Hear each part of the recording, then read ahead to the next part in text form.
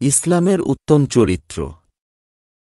আবু মুসা Ashari রাদিয়াল্লাহু কর্তৃক বর্ণিত, সাহাবায়ে কেরাম একদা রাসূলুল্লাহ সাল্লাল্লাহু আলাইহি ওয়াসাল্লামকে প্রশ্ন করলেন, ইয়া রাসূলুল্লাহ সাল্লাল্লাহু আলাইহি ওয়াসাল্লাম, ইসলামের কোন চরিত্র সর্বাপেক্ষা উত্তম? উত্তরে রাসূলুল্লাহ সাল্লাল্লাহু আলাইহি ওয়াসাল্লাম বললেন, অন্য মুসলমানকে স্বীয় কথা ও কাজ দ্বারা কষ্ট না দেয়া।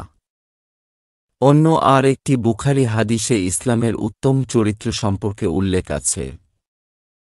একদা এক ব্যক্তি রাসূলুল্লাহ সাল্লাল্লাহু আলাইহি ওয়াসাল্লামকে জিজ্ঞেস করলেন, ইসলামের কোন চরিত্র উত্তম? উত্তরে রাসূলুল্লাহ সাল্লাল্লাহু আলাইহি ওয়াসাল্লাম বললেন, পরিচিত অপরিচিত নির্বিশেষে সকলকে খানা খাওয়ানো এবং সালাম প্রদান করা।